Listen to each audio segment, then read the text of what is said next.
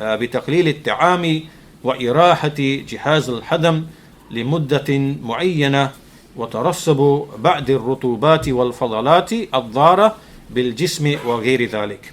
So the final and last benefit is what, or wisdom behind fasting, is what arises from fasting of health benefits. And we mentioned this, the Shaykh mentioned this right at the very end of the health benefits. And this is because when you reduce the amount of food and you give your digestive faculties some rest for a specific period of time, and you allow the excess build-up of excess waste and excess things in your body, you allow them to be removed, which could be harmful to your body, then this in itself is a benefit and a wisdom. And the Shaykh says how great and mighty is the wisdom of Allah, and far-reaching it is in how beneficial it is, to His creation. So this obviously now is speaking of the physical benefits of fasting, and we as Muslims, this is mentioned at number 8. Number 1 is at-taqarrubu ilallah. This is right at the very end, number 8. We don't think about health benefits of fasting. We think about nearness to Allah, at-taqwa, right, and so on and so forth. And this you see nowadays, you see that the non-Muslims, you always have these fads, and you have these diets, and every now and then there's a new diet. And now for many years they're on this intermittent fasting, fast a certain period of the day, and the 2-7 fasting, fast 2 days in a week, and even some of them they go on the media and they say that this is what the Prophet Muhammad did. He was a very smart man and a genius man, and he used to fast 2 days, because they are only thinking like in terms of the world, right? يَعْلَمُونَ ظَاهِرًا مِنَ الْحَيَاةِ الدُّنْيَا وَهُمْ عَنِ الْآخِرَةِ هُمْ غَافِلُونَ. Right? They know only the outward affairs of the world, but of the hereafter they are heedless. So this is what they speak of. They speak of, and then they mention all of the benefits of fasting, that when you fast, there is a process called, autophagy, or however you pronounce it. But basically what it means is that when you fast, all of the dead and sick cells that might be in all parts of your body, they are basically mopped up and cleaned up and devoured and prepared for expulsion, right? So it kind of gets all of the debris and things which are in your body and expels it. So you feel healthier, you feel, and so we could go on and on and on and on and mention so many different benefits, but is that really what motivates a believer? No. We are not motivated by, these are just simply the benefits that we accrue, right? As a result of obedience to Allah, obedience to His Messenger. This is a wisdom and it's a benefit, but this is not what motivates us at all. So this is benefit number 8, and as I said, as you can see, many of these wisdoms are to do with purifying the soul, purifying the heart, purifying the mind, making it unoccupied, so it is able to think more clearly and to remember Allah, and so on and so forth. There are some really beautiful statements from the Salaf in this respect as it relates to food in general. And as you know, food and health are connected, and if anything that we can take away from these narrations, inshallah, is to realize that most of our illnesses and ailments that we complain about, it returns back to food. Either too much of it or the wrong type of it. So Umar bin al-Khattab radiyallahu anhu, he said, O mankind, ayyuhan nas, iyyakum wal bitana min at-ta'am. O people, beware of greed and gluttony when it comes to food. For indeed, it is something that makes you lazy for the prayer, and it is something that corrupts the body, and it makes you inherit sickness. For indeed Allah Tabarak wa Ta'ala, He does not like the person, al-hibr as-samin, the one who is overweight, وَلَكِنْ عَلَيْكُمْ بِالْقَصْدِ فِي قُوتِكُمْ. Rather upon you is to be moderate, to be balanced in your provision. For indeed it is more closer to rectification, and it is further away from extravagance and excess, and it is stronger for you in the worship of Allah. And indeed a people or a servant does not perish until he prefers his desire over his religion. The statement of Uthman bin Affan radiyallahu anhu, or about him, it is said that he used to prepare food for the people like the food of chiefs and leaders. Then he would go and enter his own house and eat and consume vinegar and olive oil. Right? So he'd prepare a feast for the people, then he'd leave that and come back to his house and consume just maybe a bit of bread with a bit of olive oil and a bit of vinegar. Right? So obviously he's doing that because he knows something. He knows something. He's honoring the people obviously, but he knows something. So that's why he's sufficing with, simple, basic food. From Ali radiallahu anhu, who said, "Ahlak ibn Adam al-ajwafan al-batan wal-faraj." Two cavities have destroyed the son of Adam, which is the stomach and the private parts. And we have the statement also from Ibn Umar radiallahu anhu, who said that I have never eaten to the full since I accepted Islam. I have never eaten a full stomach since I accepted Islam. And also Abdullah bin Adi, who is the Mawla of Abdullah bin Umar, he came from Iraq, and he came and he brought with him some herbs. And he said, he said to Ibn Umar, I give as a gift to you this. So he said, what is this? He said, some herbs. Some herbs, they help to, improve the digestion. They help to improve the digestion. So Ibn Umar said, I have never eaten to the full for 40 years, so what am I going to do with this? Why do I need your herbs for digestion? I don't eat to the full anyway. I don't need the herbs. Also, the statement from Al-Hasan Al-Basri rahimahullah, he said, okay, this might, I don't know whether I should really say this one because it might offend some people. It used to be basically, لَقَدْ كَانَ الْمُسْلِمْ يُعَارْ أَنْ يُقَالْ لَهُ إِنَّكَ لَبَطِينَ. So we also have the statement of Abu Sulaiman rahimahullah. He said, إِذَا أَرَدْتَ حَاجَةً مِنْ حَوَائِجِ الدُّنْيَا وَالْآخِرَةِ فَلَا تَأْكُلْ حَتَّى تَقْضِيهَا فَإِنَّ الْأَكَلْ يُغَيِّرُ الْأَقْلِ.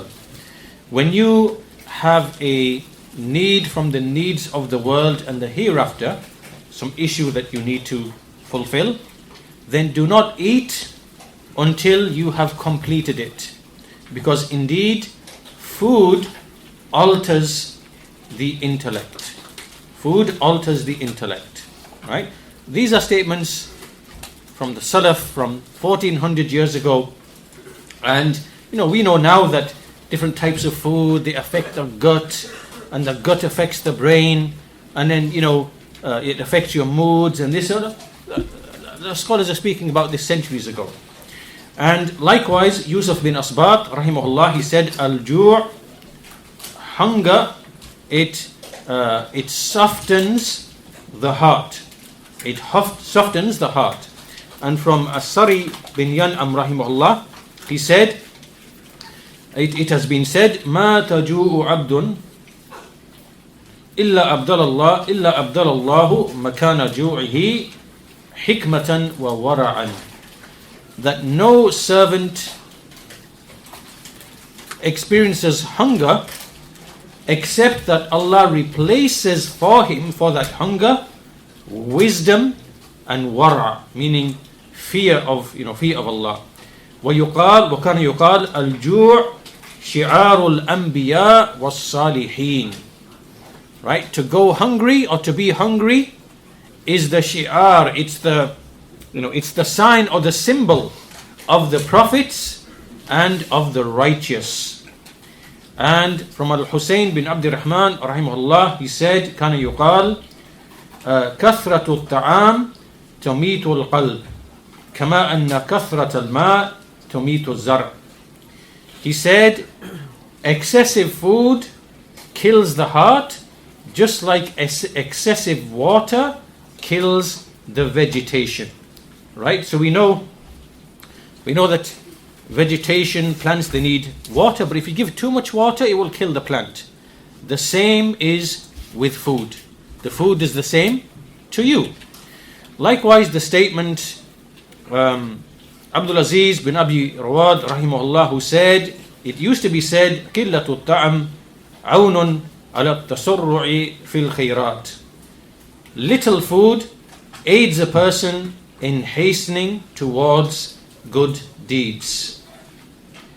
And finally, Abu Sulaiman al-Darani again, he said, إِنَّ النَّفْسِ إِذَا جَاءَتْ وَعَطِشَتْ صَفَى الْقَلْبِ وَالرَّقَّ. When a soul is hungry and thirsty, the heart becomes pure and it becomes gentle and soft. And when it is full, satiated with food and with drink, then the heart becomes blinded. In fact, also a statement from Imam al-Shafi'i rahimahullah ta'ala, and he said, I have never eaten to the full in 16 years except once. I never ate to the full in 16 years except once. And even then, I put my hand into my mouth in order to be sick, to expel it. Because being full makes the body to be heavy and lethargic, and it hardens the heart, and it ends your perspicacity, right? You are sharp, you're mentally sharp. It puts an end to that, and it brings about sleep, and it weakens you from worship. And Al-Marwazi rahimahullah, he said that Imam Ahmad rahimahullah, he used to, being hungry, al-ju' wal-faqr, being hungry and poverty was something that he used to consider to be a great affair. And it was said to him, is a man rewarded for abandoning his desires, meaning for food and drink? He said, how can he not be rewarded? How can he not be rewarded? When Ibn Umar said, I have not eaten to the full for 4 months. So I said to Abi Abdullah, Imam Ahmad, does a man find in his heart gentleness when he is full? He says, no, I don't think so. I don't see that. And inshallah, we can conclude on that. These are some statements from the companions and the Salaf on the issue of food. And truly, if we followed the guidance of the Messenger of Allah sallallahu alaihi wasallam and ate only till we feel full or till we feel sufficient, then the majority of the diseases or the illnesses would disappear. In fact, this has been said by some of the Salaf on the basis of that hadith, that if the people acted upon this hadith, all of the pharmacies, all of the chemists, all of the hospitals would be closed. Right? Ibn Rajab al-Hanbali mentions this narration in his explanation of the 40 hadith and the additional 10 hadith that he brings, from which is the hadith about the stomach. So, as a recap, inshallah ta'ala, fasting, there are numerous wisdoms behind fasting, and from them is first and foremost is seeking nearness to Allah Azza wa Jal, at-taqarrub ila Allah subhanahu wa ta'ala, and also from them is the taqwa of Allah Azza wa Jal, to be pious. Also from them is that it frees the heart, it removes the heart from all the preoccupations and all of the distractions. Also, it makes a person remember the bounty of Allah upon him and to be more generous. Also, it is something by which he dominates and controls his soul. He gains mastery over his soul. Likewise, it clears his mind and heart for al-fikr and al-dhikr, to remember and to think clearly.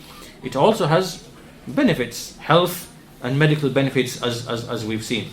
So, obviously, when a believer understands the wisdoms, then his desire and his firmness in doing that act of worship increases. Right? And these are issues which have been clearly mentioned in the Quran and in the Sunnah that the Shaykh has derived for us. And as we said, we take the balanced path, that where there are wisdoms which can be known, observed, and which can be derived, then to learn them and to know them, it gives a person more firmness in doing his acts of worship. Right? It gives him more firmness. So it's something that is desirable, that we know and understand the wisdoms behind the commands in the Sharia, whether it's fasting, whether it's prayer, whether it's all the other things. This is something praiseworthy, something that we pursue. But keeping in mind that we are incapable of knowing all of the wisdoms, and many things are going to escape us, and that does not prevent us from obedience to our Lord and fulfilling these obligations and these commands. So with that we'll conclude. Walhamdulillahi Rabbil Alameen, wa sallallahu ala nabiyyina Muhammad wa ala alihi wa sahbihi wa sallam.